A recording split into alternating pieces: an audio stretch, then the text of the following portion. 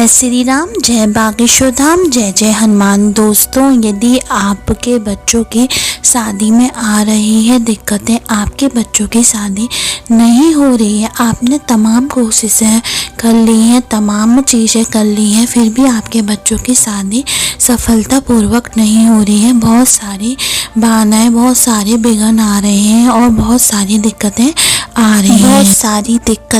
रही हैं, कई सारी दिक्कतों का सामना करना पड़ रहा है। कभी कभी तो बनती बनती बात भी एकदम से बिगड़ जाती है, ठीक है। और आप इस वजह से आप और आपके बच्चे दोनों ही टेंशन में आ जाते हैं, क्योंकि आज के समय में यदि सही उम्र में शादी नहीं होती तो ये दिक्कतें आना शुरू हो जाती है। और हम कई सारे अपने मन में धारणा बना लेते हैं कि हो सकता है कि हमारे ऊपर किसी ने कुछ करा दिया है, हो सकता है किसी ने वशीकरण या टोटका करा दिया, नज़र लग गई है, हाय लग गई है हमारे बच्चों को या हमको कि हमारे घर में कोई भी मांगलिक कार्य, कोई भी शुभ काम नहीं हो रहे हैं। और ऐसा होता भी है, कई कारण होते हैं, लेकिन कभी कभी ऐसा भी होता है कि कभी कभी ग्रहों की दशा अच्छी नहीं होती या हम पर हमारे ईष्ट की कृपा हम पर नहीं मिलती है, ठीक है। हमको हमारे ऊपर, हमारे बच्चों पर ईष्ट की कृपा नहीं होती। जो भी देवी देवता को आपके घर में मानते हैं उनकी कृपा नहीं होती, वो आपसे रुष्ट हो जाते हैं, ठीक है,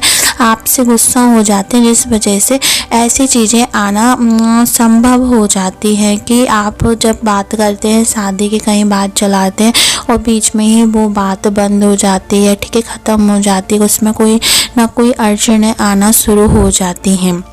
ठीक है। और आपको लगता है कि किसी ने कुछ करा दिया है, किसी ने कुछ कर दिया है, क्योंकि एक लंबी उम्र जो जाती है, यदि 30-35 साल की भी हो जाती है और फिर भी शादी नहीं हो रही है, तो आप इस उपाय को ज़रूर कर सकते हैं, क्योंकि ये उपाय इतना सटीक और माना हुआ उपाय है और इस उपाय को नवरात्रि में ही किया जाता है। तो आप इस बार ज़रूर कर ले। इस बार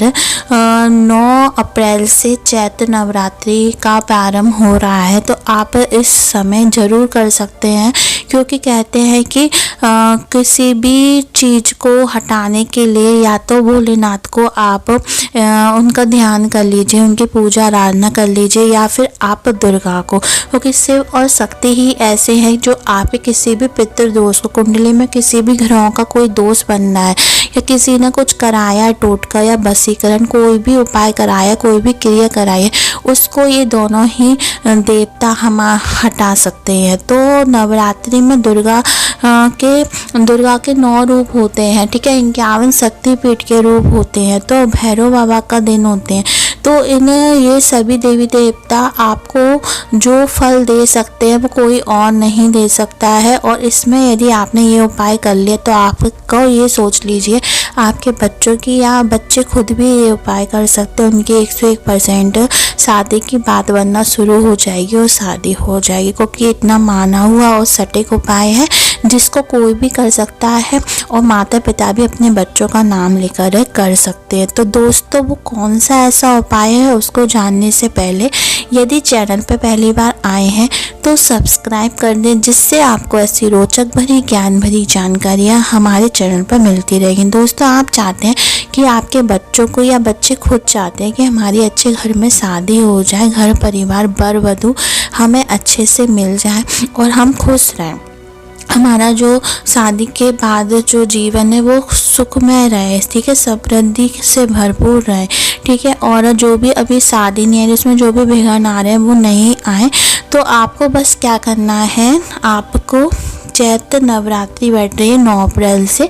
इसमें नवरात्रि के आपको ये 5वें दिन से काम करना है। नवरात्रि का जब 5वां दिन होगा, ठीक है, उस दिन से करना है और ये काम आपको 3 दिन लगातार करना है, 5वें, 6वें और 7वें दिन तक, ठीक है। जिस दिन कालरात्रि होती है उस दिन तक 3 दिन तक ये काम करना है। आपको ये तीनों दिन आपको करना है किसी भी दुर्गा माता के मंदिर में जाकर, या किसी भी माता का मंदिर हो, चाहे वो लक्ष्मी माता का हो या दुर्गा माता का हो, काली माता का हो, वहाँ पे जाकर बस आपको क्या करना है, सुहाग की कोई भी चीज़, पूरा सुहाग नहीं चढ़ाना है आपको, 16 जो श्रृंगार होता है वो नहीं चढ़ाना, सुहाग की कोई भी चीज़, चाहे बिछी हो, चूड़ियाँ हो, मेहंदी हो, या फिर ब्लाउज का पीस हो, या कोई भी बिंदी हो, कोई भी चीज़ चीज़ आप सुहाग से संबंधित होनी चाहिए। वो कोई भी चीज़, एक चीज़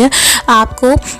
कोई भी एक चीज़ ले ले, ऐसा नहीं है कि तीनों दिन आपको अलग अलग चीज़ चढ़ाएं। कोई भी एक चीज़ ले ले या फिर अलग अलग चढ़ाना चाहे तो वो भी चढ़ा सकते हैं। तीनों ही दिन आपको कोई भी एक चीज़ दुर्गा माता के मंदिर में समर्पित करनी है, उनके चरणों में उनको चढ़ानी है और एक घी का दीपक आपको मिलकाना है, ये बोल के कि आपकी जो भी इच्छा है, मनोकामना है, जो भी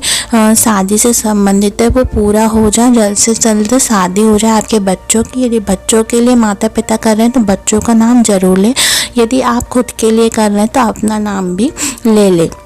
उसके बाद उस जलते हुए दीपक में 2 लौंगों को डाल दे, ठीक है, कि आपके ऊपर किसी ने वशीकरण या टोटका या हाय ना नज़र लगाई है या कोई भी ग्रह का कोई दोष चल रहा है या पितृदोष है तो वो ख़त्म हो जाए। लौंगें बहुत ही ज़्यादा कारगर होती है इन सब चीज़ों को हटाने के लिए, तो आप वो काम करके आएँ। ये 3 दिन कर लें आप ये काम, आप देखेंगे कि आपके बच्चे की बात शादी की बनना शुरू हो जाएगी। कोई भी विघ्न आ रहा है वो हट जाएगा और बात बन जाएगी। करके देखिए ये तीनों ही दिन, 5वें, 6वें और 7वें दिन कोई भी एक सुहाग का सामान चढ़ाए माता के चरणों में और एक घी का दीपक मिलकाकर 2 लोगों को डाल दें और आप देखेंगे आपकी बात जो भी इच्छा से गए हैं, मनोकामना से, वो पूरी हो जाएगी। तो दोस्तों, ऐसी रोचक भरी, ज्ञान भरी जानकारी के लिए हमारे शिव गुरु की कृपा को सब्सक्राइब करें, लाइक करें और कमेंट में जय बागेश्वर धाम हर हर महादेव जरूर लिखें। धन्यवाद दोस्तों।